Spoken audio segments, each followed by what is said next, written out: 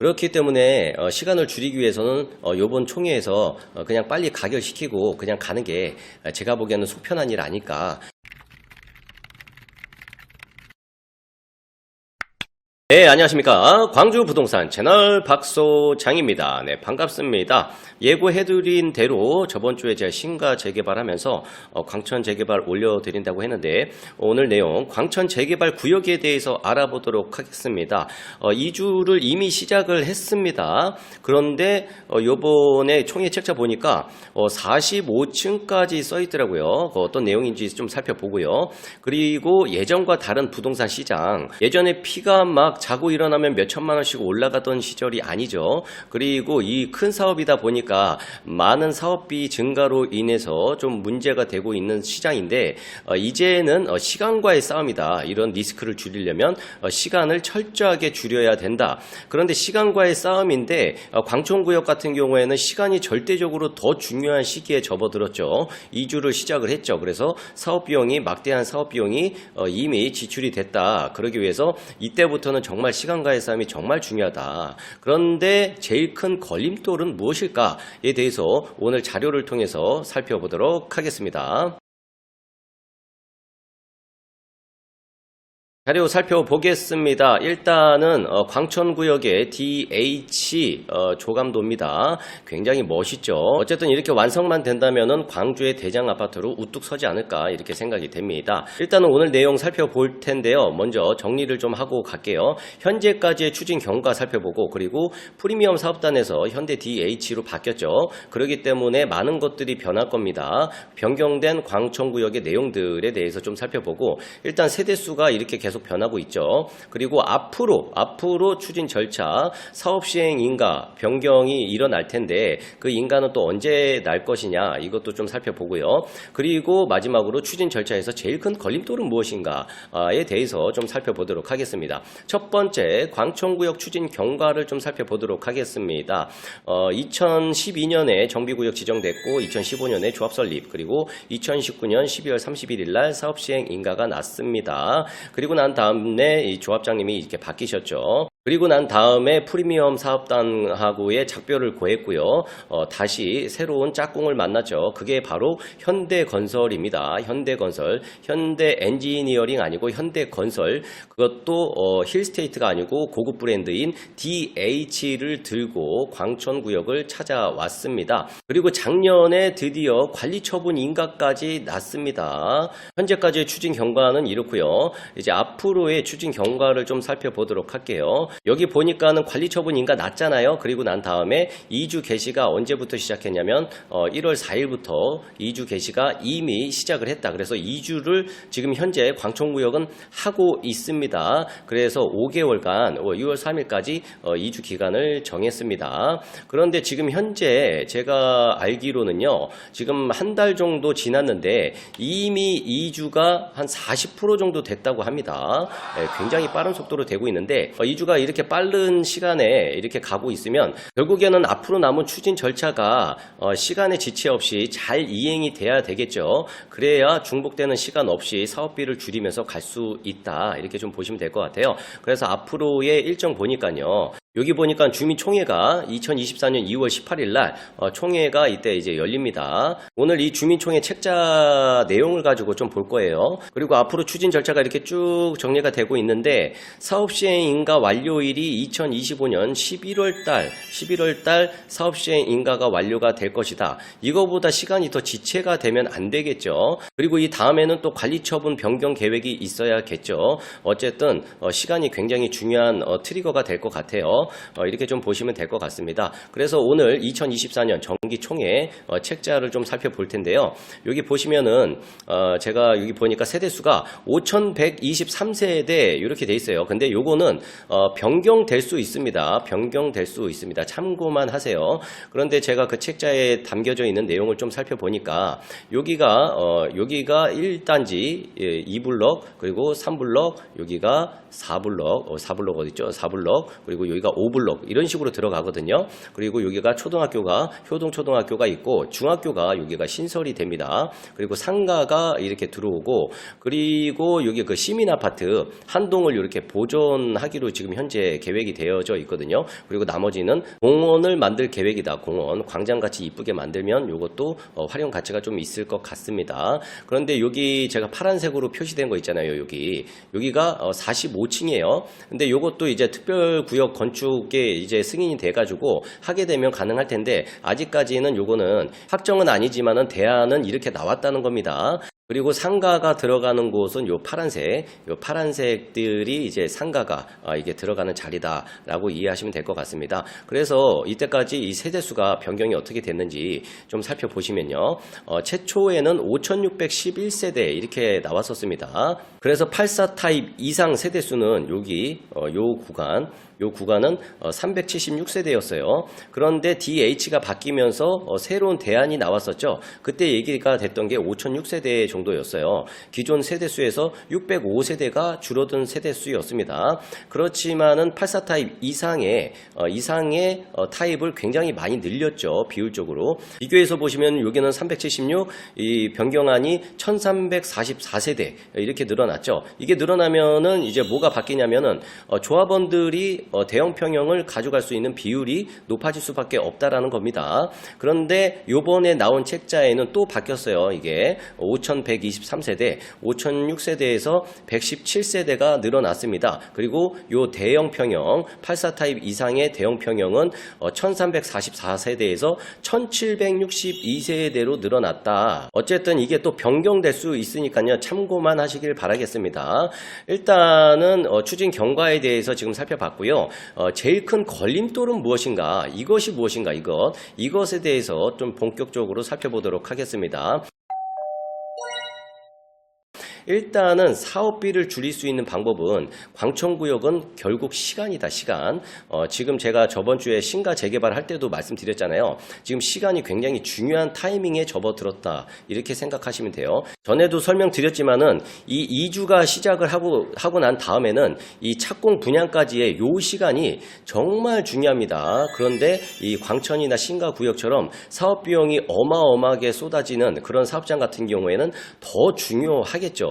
그런데 광천구역 같은 경우에는 DH로 바뀌었잖아요. 바뀌면서 예전에 설계했던 설계는 싹 다 휴지통으로 버리고 새롭게 DH에 맞는 고급화된 아파트를 설계를 또 다시 해야 되는 겁니다. 그러기 위해서 또 추가적으로 필요한 절차가 있죠. 2주 시작하고 철거하고 착공 분양하면 되는데 요 기간 동안에 이제 추가로 필요한 절차가 사업시행 인가 변경. 예전의 계획은 쓰레기통으로 버리고 DH에 맞게 사업시행 인가 변경이 또 해야 되고요. 그리고 중간에 또 재분양 신청을 또 해야 됩니다. 그리고 관리처분 변경을 또 해야 됩니다. 어쨌든 2주하고 착공하는 요 시간 동안에 잘 활용을 해가지고 지체 없이 이 필요한 절차들이 잘 이행이 돼야 되겠죠. 그래야 이전에는 기간이 짧아질 수 있을 겁니다. 전에 이제 신가 재개발 같은 경우에는 사업 비용이 총 들어간 게 3,300억이었잖아요. 3,300억.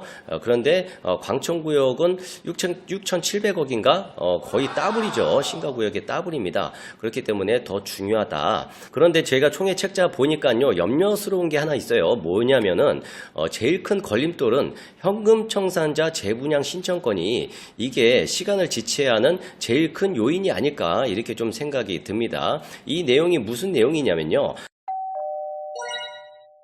분양 공고 및 분양 신청에 관련된 법률인데 보통 사업시행인가가 나잖아요. 재개발이. 그러면 사업시행인가 나면은 감정평가하고요. 그리고 분양 대상자별 분담금 추산에 공지하고요. 그리고 분양 신청 기간을 공지를 합니다. 그리고 난 다음에 분양 신청 통지를 하게 됩니다. 그리고 분양 신청 기간 동안에 조합원들은 분양 신청을 하겠죠. 분양 신청 기간은 30일에서 60일 이내로 정하고요. 보통은 35일에서 45일 정도 분양 신청 기간 기간을 줍니다. 그리고 추가적으로 분양 신청 기간을 20일 범위에서 한 차례 연장을 할 수 있다 이렇습니다. 그런데 조합원들이 이 분양 신청 기간 동안에 당연히 분양을 신청을 해야겠지만 이거를 신청을 안 하시는 분들이 간혹 있어요. 만약에 분양 신청 안 한다면 어떻게 되는 거죠? 예, 입주권 못 받는 겁니다. 입주권 못 받는 거예요. 예를 든다면은 광주에 이제 분양 아파트가 뭐가 있죠? 이제 앞으로 190원 지금 분양 시장이 열렸죠. 그래서 분양 신청 기간 동안에 분양 청약을 넣어야겠죠. 근데 청약을 안 넣는데 나중에 내가 왜 당첨 안 됐냐고 우길 겁니까? 예, 말이 안 되는 거죠. 그것처럼 이것도 분양 신청 기간 동안에 분양 신청을 안 하면 입주권을 못 받는 거예요. 굉장히 큰일입니다. 그런데 도시정비법 72조에 이분들이 그래도 기회를 한번 줄 수 있는 방법이 한 가지가 나오는데 뭐냐면은 재분양 신청 2018년도 2월 9일 날 신설이 됐습니다. 뭐냐면은 세대수 또는 주택 규모가 달라지는 경우 분양 신청을 다시 할 수 있다. 하여야만 한다가 아니고 할 수 있다입니다. 세모. 그런데 어떻게 할 수 있냐? 이거는 조합이 정관 등이나 총회의 의결을 거친 경우에 분양 신청을 할 수 있다는 겁니다. 그렇다면은 이 세대수나 주택 규모가 달라지지 않으면요. 이분은 여지없이 회생의 기회조차도 없이 그냥 현금 청산자가 돼버리는 거예요. 그런데 광천구역이 DH로 바뀌면서 지금 세대가 지금 달라지고 있잖아요. 그래서 이 내용이 요번에 총회 책자에 실렸더라고요. 어쨌든 총회를 통해서 찬성이냐 반대냐 이렇게 정하지만은 제가 다른 지역이나 광주 지역 사례를 보니까요. 조합이 반대를 해도 결국에는 찬성을 하더라. 결국에는 시간이 지체되면서 결국에는 찬성으로 돌아서더라. 대표적으로 광주에는 계림 4구역이 있습니다. 계림 4구역 추진 현황을 좀 보시면요. 여기 보니까는 사업 시행 인가 났고 관리 처분 계획이 났습니다. 그리고 이때 당시에 우리 그 세대 수를 좀 줄이고 대형 평형 늘리고 주차 대수를 좀 늘리자 해서 변경이 일어났어요. 그래서 일단은 2019년 7월 1일 날 2주 개시를 하고 난 다음에 사업 시행 변경을 위한 총회, 광천구역하고 똑같죠. 이 현금 청산자를 어떻게 할 것인지에 대한 투표를 그때 열었었습니다. 이때 당시에 열었었는데 결국에는 반대가 나왔어요. 반대. 현금 청산자들 재분양 신청하지 말자. 이래가지고 반대가 나왔어요. 그런데 반대해가지고 그렇게 됐냐? 결국에는 지자체에서 끊임없이 다시 해라 요청이 계속 왔습니다. 그래서 결국에는 1년 6개월 만에 인가를 냈습니다. 사업시행 변경 인가가 2021년 3월 19일 날 났죠. 처음 총회할 때 2019년 9월 9일에서 21년 3월 19일 날 결국에는 사업시행 인가가 났습니다. 그런데 그 중간에 어떤 내용들이 있었냐면은 뭐 다른 내용들도 있었지만 인가가 안 난 제일 큰 배경에는 이 현금 청산자를 계속 받아들이라는 지자체의 요구가 있었기 때문에 어쩔 수 없이 받아들였다는 겁니다. 제가 계림 4구역 조합장님한테 한번 물어보니까요. 그때 당시에 반대를 하기로 했으나 왜냐면은 여기가 일반 분양 세대수도 얼마 안 되잖아요. 근데 여기가 현금 청산자분들이 거의 한 40명 정도 됐단 말이에요. 40명 정도가 됐는데 일반 분양 세대수가 40개가 줄어들게 되면은 여기가 그래도 사업성이 좀 안 좋아질 거다 우려가 있어가지고 반대를 했었지만은 지자체에서 뭐라고 하냐면 너희들이 생각하기에는 이게 민간 개발이지만 지자체 입장에서 생각을 한다면 이건 민간이 아니고 공공의 성격이 굉장히 강하다라는 겁니다. 그렇기 때문에 너희들이 사업성이 어쩌고 저쩌고 다 필요 없고 어쨌든 사업 규모가 달라졌기 때문에 현금 청산자들에게 새롭게 바뀐 그 사업에 대해서 다시 판단해서 분양 신청할 수 있는 기회를 줘야 된다라는 논리거든요. 그렇기 때문에 결국에는 반대에도 무릅쓰고 결국에는 찬성으로 돌아서서 결국에는 사업 시행인가가 1년 6개월 만에 났다라는 겁니다. 2019년 이임시 총회 책자 내용 보니까요. 이때 당시에 추후 사업 계획 변경 승인 분양 신청 기회 부여 뭐 이런 식으로 돼 있죠. 그래서 이거를 줄 것이냐 말 것이냐 이거를 그때 당시에 실린 총회 책자입니다. 그런데 반대를 했죠. 그래서 결국에는 1년 6개월 만에 인가가 나고 2021년 3월 26일에서 4월 25일 31일간 조합원 분양 신청 통지 및 안내하고 다시 현금 청산자들에게 분양 신청 기회가 주어졌죠.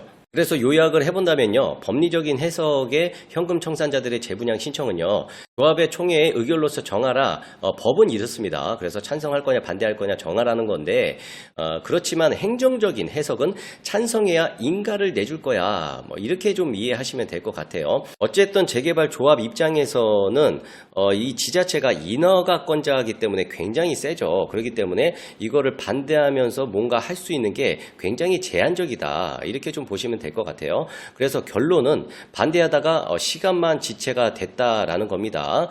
광주 사례만 들었는데 다른 지역 사례도 굉장히 비슷하더라고요. 이런 식으로 좀 많이 흘러갑니다. 그래서 요번에 광천동 총회 책자 보니까 계림 4구역처럼 이거 어떻게 할 거냐, 찬성이냐 반대냐. 그런데 여기 보니까는 여기가 88명이래요. 그래서 입주권 기준으로 보니까 75개가 입주권이 늘어날 것이다. 이렇게 예측을 했더라고요. 그래서 장점으로는 민원 최소화, 법적 소송 최소화, 그거와 플러스 시간의 지체, 시간이 굉장히 절약이 된다.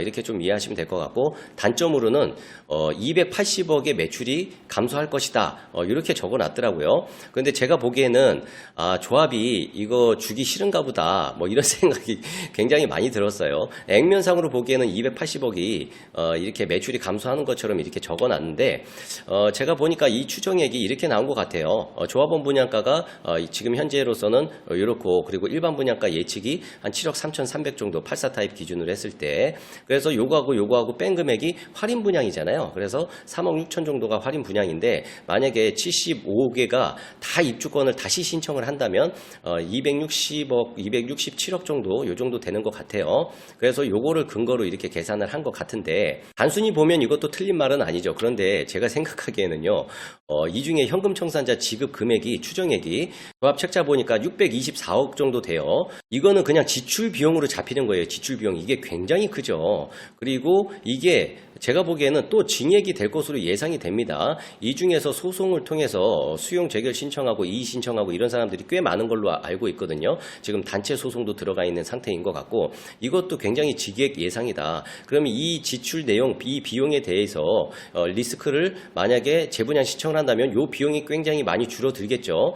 그리고 지금 사업비 대출이자, 이주비 대출이자가 거의 1,000억에 육박합니다. 1,000억. 그리고 만약에 시간이 지체가 된다면 이 비용도 더 늘어나겠죠, 당연히. 그리고 1년 조합 운영 예산도 2023년 기준 보니까 약 8억 정도 들어간다고 합니다. 확실한 거는 요 금액 280억이라고 적어놨는데 이게 정확한 매출 감소의 금액이 아니라는 거예요.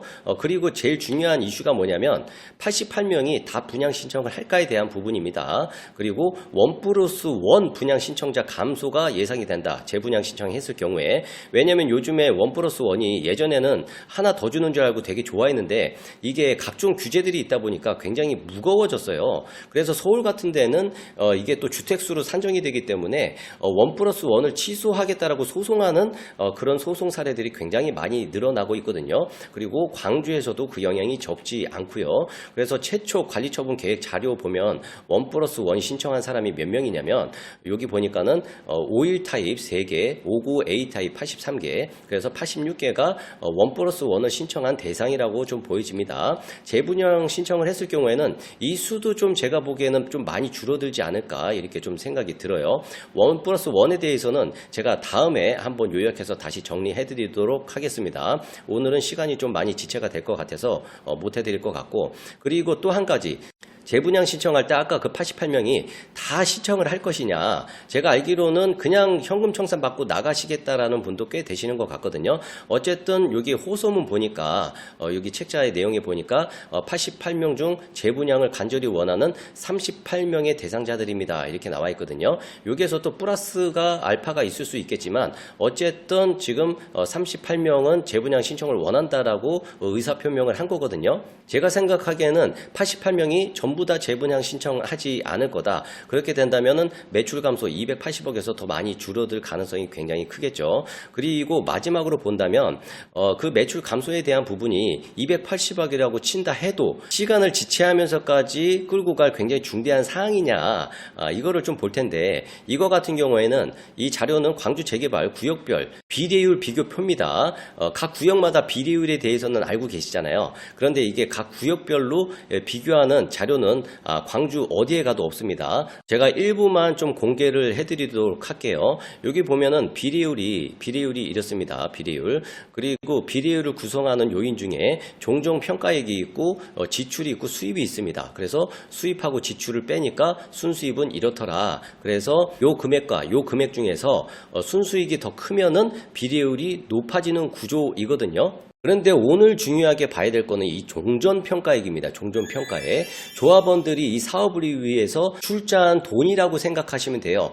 쉽게 얘기하면 광천구역의 전체 토지 그리고 건물 모든 합한 감정평가액이라고 생각하시면 됩니다. 현금을 출자를 한 거예요. 현물을. 그렇기 때문에 요 금액 이상의 순수익이 나와야 비리율이 올라가는 구조일 텐데 지금 문제는 뭐냐면 종전평가액이 보통 1,000억이 안 넘습니다. 거의 대부분은. 계림 4구역 같은 경우에는 3,200억 밖에 안 돼요. 학동 4구역이 1,200억, 신가 재개발이 2,800억, 광천구역이 4,300억입니다. 4,300억. 그리고 양동 3구역이 비리율이 지금 131% 이렇게 설정을 해서 가고 있는데 이게 가능한 이유는요. 종전평가액이 굉장히 낮죠. 그러니까 수익이 조금만 나도 비리율이 굉장히 많이 올라가는 구조예요. 수익이 120억이 나니까 130%가 뜬 거예요. 이게 수익이. 근데 광천구역에서 만약에 수익이 120억 났다고 쳐보세요. 비리율이 얼마가 될까요? 광천구역은 지금 현재 종전평가액 하고 순수익하고 나눠보니까 227억 정도가 남는다라는 계산이 나오고 있는데 그런데 비리율은 105%입니다. 여기는 120억 나서 130%가 됐고 여기는 227억 났는데 105%가 됐다라는 거예요. 그만큼 이 종전평가액이 굉장히 무겁다라는 겁니다. 그렇기 때문에 종전평가액이 크다 보니까 수익을 내기도 어렵고 단점을 보자면 장점을 보자면 손해가 났을 때 그래도 좀 안정적인 스탠스를 유지할 수 있겠죠. 왜냐면 이게 너무 크다 보니까. 어쨌든 일장일단이 있는 건데 이렇게 무겁다 보니까 광천구역 같은 경우에는 오히려 시간을 줄이는 게 사업비를 줄이는 방법이다 이렇게 생각이 듭니다. 어쨌든 재분양 신청자 장점이 있고 단점이 있습니다.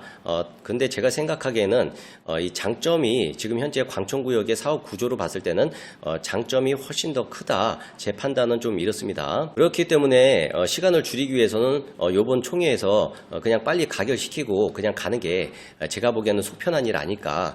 나중에 이게 사업 시행인가 변경이 나도 나중에 관리처분 변경 계획 때 이게 부결이 됐을 경우에는 그게 또 이 시간을 지체할 수 있는 트리거가 또 될 수 있거든요.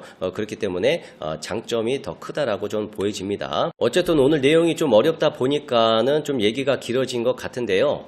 제 마음은 광천구역이 잘 됐으면 좋겠다 하는 마음이니까 오해하지 말고 좀 들으셨으면 좋겠습니다. 오늘 자료는 여기까지 준비했습니다. 오늘 자료 유익하셨습니까? 즐거우셨나요? 그렇다면 구독, 좋아요, 알림 설정 잊지 마시길 바라겠습니다. 저는 이만 여기서 물러나 보도록 하겠습니다. 지금까지 광주 부동산 채널의 박소장이었습니다.